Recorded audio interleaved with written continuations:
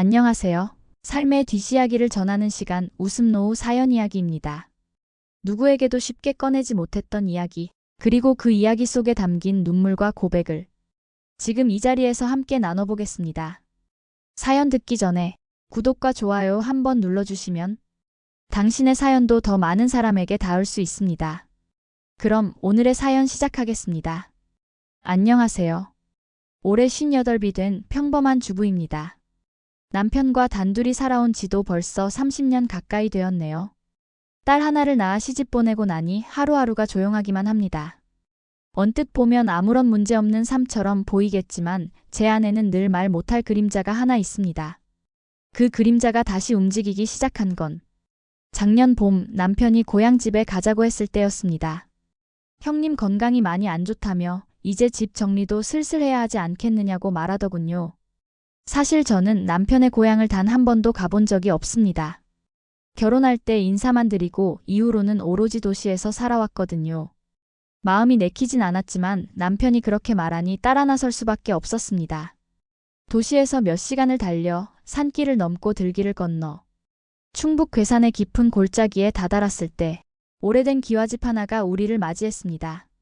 마당엔 커다란 감나무가 서 있었고 낡은 장독대와 뒤틀린 대문, 그리고 비탈진 돌계단이 그대로 세월의 무게를 안고 있었습니다. 남편은 먼저 내려 형님을 부르러 안으로 들어갔고 저는 그 뒤를 따라 마당을 천천히 지나고 있었습니다.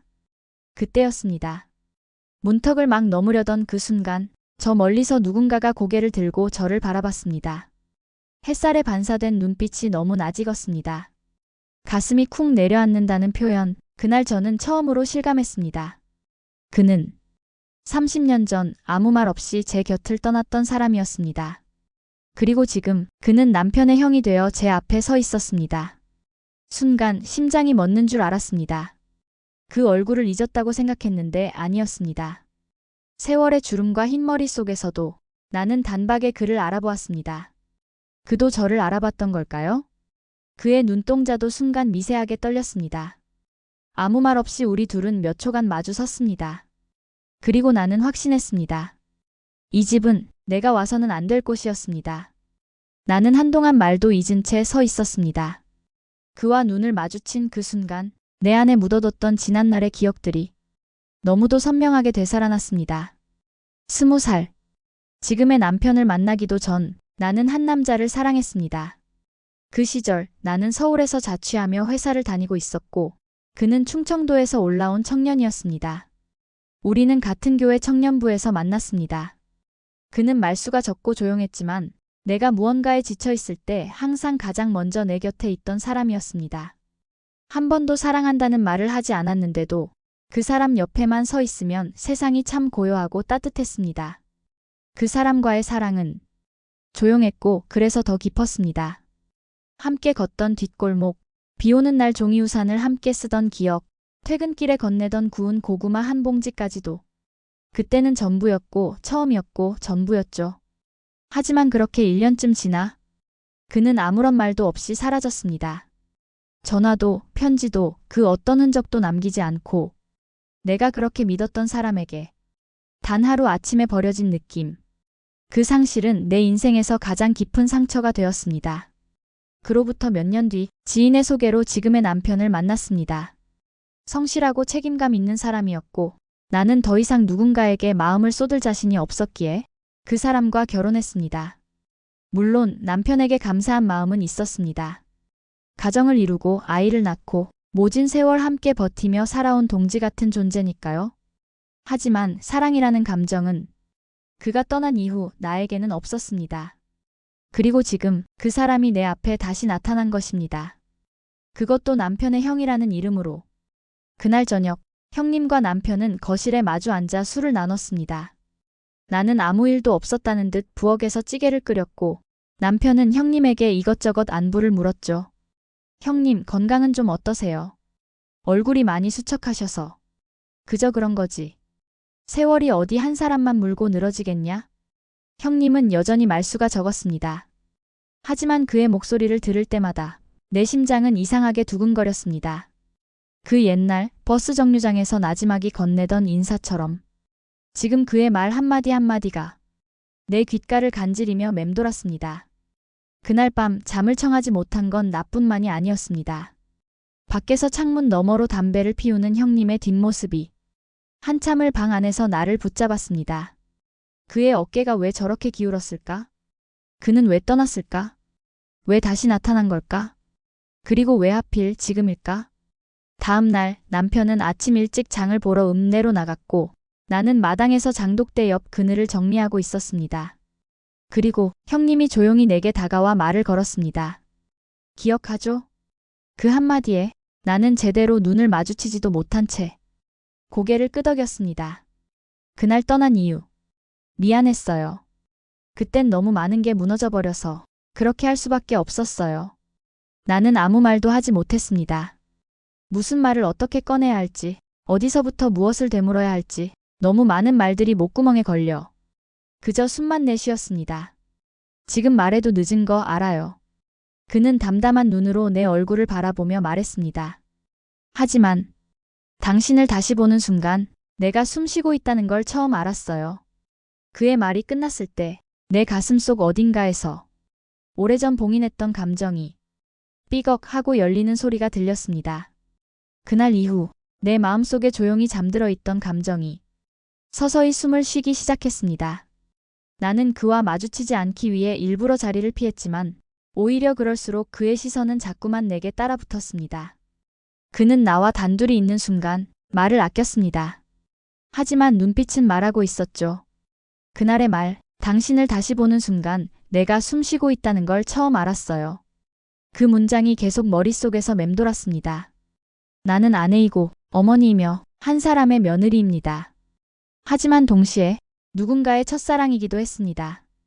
그리고 그 감정은 세월이 흐르고도 사라지지 않았다는 걸 나는 너무도 뼈저리게 느끼고 있었습니다. 어느 날 저녁, 남편은 시내 친구들과 저녁을 먹고 늦게 들어온다고 했습니다. 형님과 나는 마당에서 잠시 마주 앉아 있었습니다.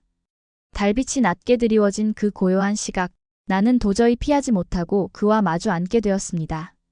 그는 나지막이 말했습니다.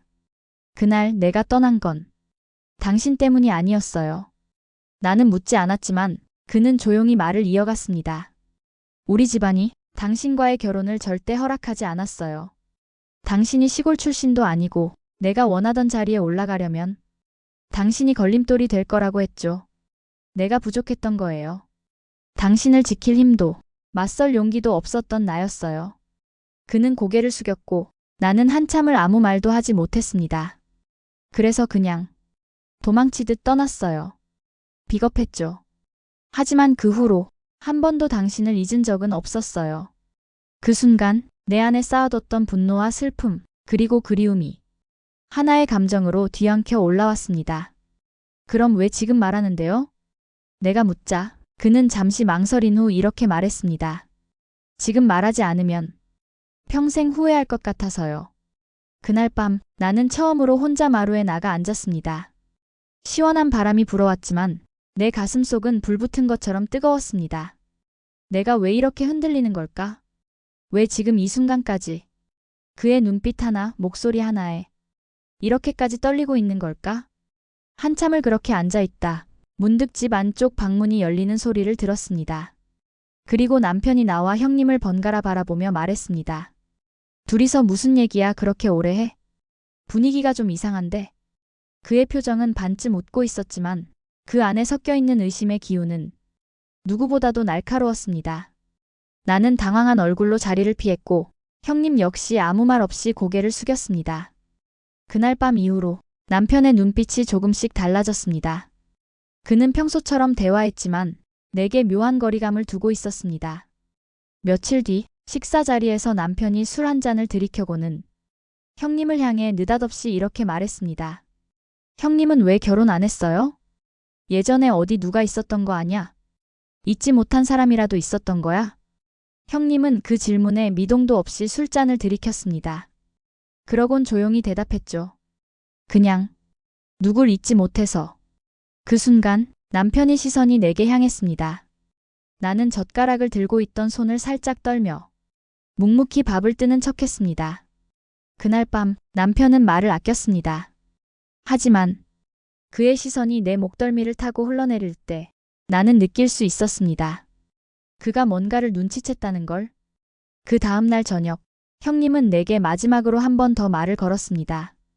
당신이 원한다면 난 이 집에서 나갈게요. 다신 안 보이게 조용히 떠날게요. 그게 당신에게 필요한 거라면. 나는 아무 말도 하지 못했습니다. 그도 나도 30년이라는 시간 끝에서 또다시 같은 갈림길에 서 있었습니다. 다음 날 아침 나는 그를 마주하지 않았다. 일찍부터 방에 틀어박힌 채 울지도 웃지도 못한 얼굴로 천장을 바라보고만 있었다. 내가 사랑했던 사람, 내게 상처를 주고 떠났던 사람, 그를 다시 만난 순간부터 나는 지금까지 쌓아온 내 모든 삶이 균열 위에 서 있다는 걸 느끼고 있었다. 남편은 변함없는 일상처럼 아침밥을 먹었고 형님은 아무 말 없이 짐을 챙겼다. 그가 떠나려 한다는 걸 나는 알고 있었다. 내가 말하지 않아도 우리는 이미 알고 있었다. 오후가 되자 그는 내게 편지를 한 장 남겼다. 조심스레 펼친 그 종이 위에는 그날 우리에게 남겨진 마지막 문장이 적혀 있었다. 지금도 당신을 사랑합니다. 하지만 이번엔 내가 떠나겠습니다. 당신의 삶을 무너뜨리지 않기 위해서. 그 순간 나는 서서히 눈물이 났다. 이유 없는 울음. 사랑의 고백이면서도 동시에 이별의 통보였던 그 말. 나는 그 편지를 가슴에 안고 한참을 앉아 있었다. 남편은 그날 밤 내게 물었습니다. 당신, 형하고 무슨 사이야? 그 물음에 나는 거짓말하지 않았습니다. 고개를 떨군 채 작은 목소리로 대답했습니다. 예전, 결혼 전에 내가 사랑했던 사람이었어. 그리고 지금도 아마 내 마음 한편엔 아직 그가 있어. 그 말에 남편은 잠시 아무 말도 하지 않았습니다. 그리고 고개를 끄덕이며 말했죠. 내가 모를 줄 알았어? 그 눈빛, 그 침묵, 다 알아. 하지만 괜찮아. 이제 그 사람 떠났잖아. 그리고 넌 내 아내잖아. 나는 눈물을 참을 수 없었습니다. 그의 말이 원망도 사랑도 아닌 그저 체념과 수용의 목소리였기에 더 깊이 내 마음에 파고들었습니다. 그날 이후로 형님은 다시는 연락을 주지 않았습니다. 남편도 나도 그 이름을 입에 올리지 않았죠. 하지만 나는 압니다. 어느 봄날의 햇살 아래 내가 정말로 사랑했던 사람은 내 곁이 아닌 기억 속에 머물러야 한다는 것을. 그는 그렇게 다시 조용히 내 인생에서 떠났습니다. 그리고 나는 다시 내 자리로 돌아왔습니다. 하지만 그날 이후 가끔씩 감나무 아래 서 있으면 그의 눈빛이, 그의 목소리가 내 귓가를 맴돌곤 합니다. 그럴 때마다 저는 이 말을 조용히 속으로 되뇌입니다. 당신도 나도 그 시절 그대로였다면 우린 지금 어디쯤일까요? 여기까지가 제 이야기입니다. 부끄럽지만 저는 아직도 그 사람을 잊지 못했습니다. 그러나 이제는 말할 수 있습니다. 그 사랑은 그 시절로 충분했다는 것을요. 지금껏 제 이야기를 끝까지 들어주셔서 감사합니다. 그리고 여러분도 혹시 지워지지 않는 이름 하나 가슴속에 품고 있다면 그 기억이 당신의 삶을 더 단단하게 만들기를 바랍니다. 그 사람은 결국 아무 말 없이 떠났습니다. 이번엔 편지 한 장만 남기고 내 인생에서 다시 조용히 사라졌습니다. 그가 떠난 날 남편은 내게 묻지 않았습니다. 대신 아침밥을 다 먹고 나서 나지막이 이렇게 말하더군요. 오늘은 감이 참 빨갛게 익었네. 그 말이 우리 둘 사이의 마지막 침묵을 덮는 담요 같았습니다. 나는 그 감나무 아래에서 그의 마지막 편지를 다시 펼쳐 읽었습니다. 지금도 당신을 사랑합니다. 하지만 이제는 당신 삶을 방해하고 싶지 않습니다. 그 문장 하나가 내 지난 세월 전부를 흔들었습니다. 사랑이 꼭 함께 있어야만 사랑일까요? 때로는 이렇게 멀리서 지켜주는 게 진짜 사랑일지도 모르겠습니다. 그래요. 그 사람은 내 첫사랑이었습니다. 그리고 이제 그 기억은 내 가슴속 한쪽에 영원히 잠들어 있을 것입니다. 네. 웃음노후 사연 이야기 오늘은 여기까지입니다. 구독과 좋아요는 사랑입니다. 감사합니다. 좋은 하루 되세요.